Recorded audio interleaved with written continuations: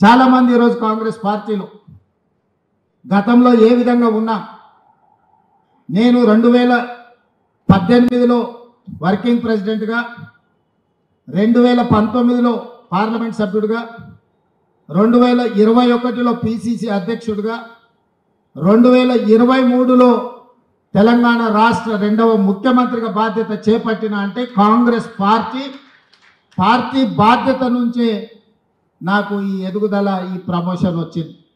ఈ వేదిక మీద చాలామంది అక్కడ ఉండే శ్రీహరి గారు కావచ్చు, చాలామంది ఆ వరుసలో సురేఖమ్మ గారు కావచ్చు, వీళ్ళందరూ జిల్లా పార్టీ అధ్యక్షులుగా రాణించారు కాబట్టే, పార్టీకి సేవలు అందించారు, ప్రజల్లో ఉన్నారు కాబట్టే పార్టీ ఈరోజు గుర్తించి వాళ్లకు, వాళ్ళ కుటుంబ సభ్యులకు ఈరోజు ఎమ్మెల్యేలుగా, ఎంపీలుగా, మంత్రులుగా ఇవన్నీ బాధ్యతలు అప్పగించడం జరిగింది. నేను పిసిసి అధ్యక్షుడు అయినప్పుడు కొంతమంది ఫ్రంటల్ ఆర్గనైజేషన్ కానీ డిపార్ట్మెంట్స్కు బాధ్యత తీసుకోమంటే, మా పెద్ద లీడర్లము, మేము రాష్ట్ర స్థాయి నాయకులము, జాతీయ స్థాయిలో మాకు గుర్తింపు ఉంది, మేము ఫ్రంటల్ ఆర్గనైజేషన్స్ డిపార్ట్మెంట్స్ చైర్మన్లుగా మేము బాధ్యత తీసుకోమని కొంతమంది తిరస్కరించారు. పర్వాలేదు అని ఆ రోజు ఎవరైతే ముందుకు వచ్చిన వాళ్ళకి ఆ రోజు బాధ్యత ఇచ్చినాం. ప్రభుత్వం వచ్చిన తర్వాత ఈరోజు ఇందులో చాలామంది ఉన్నారు, చాలామంది రాలేకపోయి ఉండొచ్చు. 65 మంది పార్టీలో వివిధ హోదాలలో పనిచేసిన ఎస్సీ, ఎస్టీ, బీసీ, మైనారిటీ, మహిళా, యూత్ కాంగ్రెస్, ఎన్ఎస్యుఐ ఎవరెవరైతే ఫ్రంటల్స్కు బాధ్యత వహించిండ్రో అందరినీ కార్పొరేషన్ చైర్మన్లుగా, ఎమ్మెల్సీలుగా, ఎమ్మెల్యేలుగా, ఎంపీలుగా టికెట్లు ఇచ్చి పార్టీ బాధ్యత మోసిన వాళ్ళకే ప్రభుత్వంలో భాగస్వామ్యం ఉంటుంది అని చెప్పి ఈరోజు నిర్ణయం తీసుకున్నాం. మిత్రుడు జగ్గారెడ్డి గారు ఓడిపోయిన నిర్మలా జగ్గారెడ్డి గారిని జిల్లా పార్టీ అధ్యక్షురాలుగా చేసింది కాబట్టి ఒక ఎమ్మెల్యేకు మంత్రి పదవి ఇవ్వకపోతే టీజీఐఎస్సీ చైర్మన్ ఇస్తాం. అంత పెద్ద కార్పొరేషన్ చైర్పర్సన్గా నిర్మలా జగ్గారెడ్డి గారు జిల్లా పార్టీ అధ్యక్షురాలుగా బాధ్యత వహించింది కాబట్టి, ఆ రోజు బరువు మోసింది కాబట్టి ఈరోజు వారు కార్పొరేషన్ చైర్పర్సన్గా, అది జగ్గారెడ్డి గారి కోటా కాదు, ఆవిడ సొంత కోట. జగ్గారెడ్డి సాగే చేస్తున్నాడు ఆయన కోట అని, ఆయనకి ఏం సంబంధం లేదు. అక్క కష్టపడ్డది పార్టీకి, అక్క కష్టం మీదనే ఆవిడ చైర్పర్సన్ అయింది. మీరు వర్కింగ్ ప్రెసిడెంట్ కానీ నా ప్రమోషన్ అక్కడ వచ్చింది, అదే చెప్తున్నా.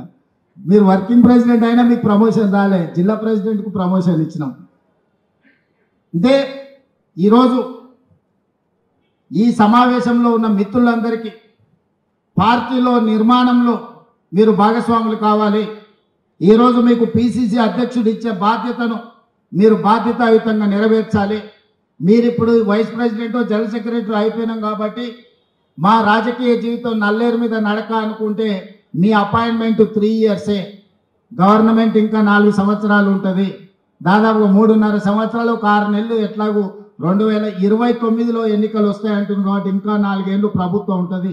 సరిగ్గా ఎన్నికల ముందు పనిచేయని వాళ్ళను తప్పకుండా పిసిసి అధ్యక్షుడు బాధ్యతల నుంచి తప్పిస్తాడని నేను సంపూర్ణంగా విశ్వసిస్తున్నా. అందుకే ఈరోజు ఇక్కడ ఉన్న వాళ్ళు గ్రామ కమిటీలు, మండల కమిటీలు, జిల్లా కమిటీల నిర్మాణంలో, పార్టీని బలోపేతం చేయడంలో, సంక్షేమ పథకాలను ప్రజల దగ్గరికి తీసుకెళ్లడంలో, సంక్షేమ పథకాలు అందని ప్రజలకు ఆ పథకాలను అందుబాటులోకి తీసుకొచ్చి వాళ్ళ తరఫున ప్రభుత్వంతో సమన్వయం చేయడంలో మీరందరూ బాధ్యత తీసుకోవాల్సిన అవసరం ఉన్నది. ఇవాళ రాబోయే స్థానిక సంస్థలలో నాయకుల ఎన్నికలు అయిపోయినాయి, ఎమ్మెల్యేలు, ఎమ్మెల్సీలు. ఇప్పుడు కార్యకర్తల ఎన్నికలు రాబోతున్నాయి. కార్యకర్తల ఎన్నికల్లో ఎవరైతే కష్టపడతారో, కార్యకర్తలను కష్టపడి ఎవరైతే గెలిపించుకుంటారో వాళ్ళు తిరిగి నాయకులుగా రాష్ట్ర స్థాయికి ఎదుగుతారు. అందుకే ఈరోజు పార్టీ నిర్మాణంలో భాగస్వాములు కావాలి. స్థానిక సంస్థల ఎన్నికల్లో పార్టీ కార్యకర్తలను గెలిపించుకోవాలి. అప్పుడే పార్టీ బలోపేతం అవుతుంది. పార్టీ బలోపేతం అయితే రెండవసారి కాంగ్రెస్ పార్టీ తిరిగి అధికారంలోకి వస్తుంది. రెండవసారి అధికారంలోకి రావడం మీ చేతుల్లోనే ఉంది. ఇవాళ ఈ వేదిక మీద నుంచి నేను ఒక్క మాట చెప్పదలుచుకున్న మిత్రులందరికీ, 94 నుంచి 2004 వరకు 2 సార్లు తెలుగుదేశం పార్టీ ఆనాడు అధికారంలో ఉన్నది. 2004 నుంచి 2014 వరకు ఆనాడు కాంగ్రెస్ పార్టీ 2 సార్లు అధికారంలో ఉన్నది. 2014 నుంచి 2023 వరకు టీఆర్ఎస్ 2 సార్లు అధికారంలో ఉన్నది. 2023 నుంచి 2033 వరకు 10 సంవత్సరాలు కాంగ్రెస్ పార్టీ తప్పకుండా అధికారంలో ఉంటుంది.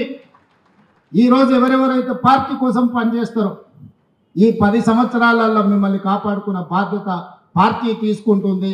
మీనాక్షి నటరాజన్ గారు తీసుకుంటారు ఈరోజు పార్టీకి. ఆ తర్వాత తరం మీరు తెచ్చుకోవాలి. నేను 10 ఏళ్ళ అధికారాన్ని నడిపించే వరకు నేను బాధ్యత తీసుకుంటా. ఆ తర్వాత అధికారంలోకి తీసుకొచ్చి నడిపించాల్సిన బాధ్యత మీరందరూ తీసుకోవాలి. ఈరోజు మిత్రులారా, పార్టీ నిర్మాణంలో కీలక భాగస్వామ్యం తీసుకోండి. పార్టీని నిర్మించడంలో ముందు ఉండండి. ఇవాళ కాంగ్రెస్ పార్టీ జాతీయ స్థాయిలో సంక్షేమ పథకాలు కావచ్చు, ఆడబిడ్డలకు ఉచిత ప్రయాణం కావచ్చు, లేకపోతే ఆడబిడ్డలకు రుణమాఫీ 0% వడ్డీ కావచ్చు.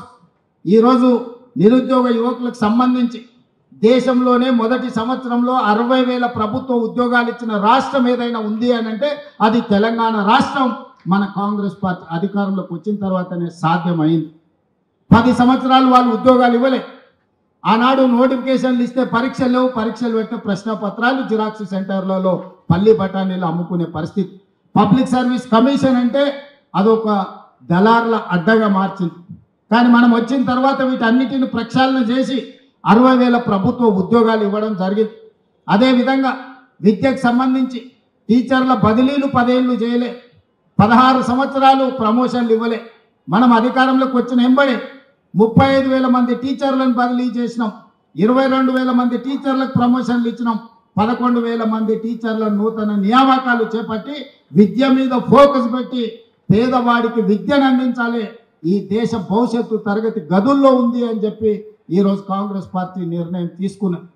సంక్షేమానికి సంబంధించి కూడా కాస్మెటిక్ ఛార్జెస్ మనం వచ్చిన తర్వాత 200% పెంచిన విద్యార్థులకు, డైట్ ఛార్జెస్ 40% పెంచినాం. రైతు రుణమాఫీ గురించి, రైతు భరోసా గురించి భట్టి గారు చెప్పిండ్రు.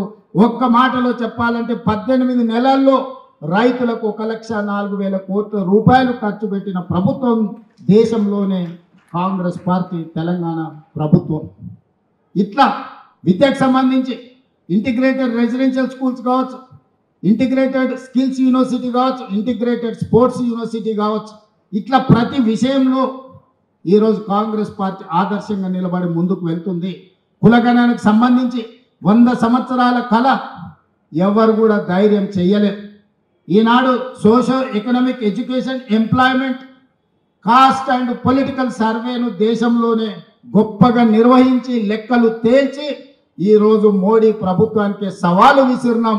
ఇవాళ రాహుల్ గాంధీ గారు పార్లమెంట్లో తెలంగాణ మోడల్లో కులగణన చెయ్యాలని పోరాటం మొదలుపెట్టి మనం జంతర్ మంతర్లో ధర్నా చేస్తే కేంద్ర ప్రభుత్వం మెడలు వంచి ఈరోజు కేంద్ర ప్రభుత్వం ఇవాళ జనగణనలో కులగణన చేస్తామని చెప్పి కేంద్ర ప్రభుత్వం ముందుకు రావాల్సిన పరిస్థితి ఈరోజు మనం కల్పించినాం.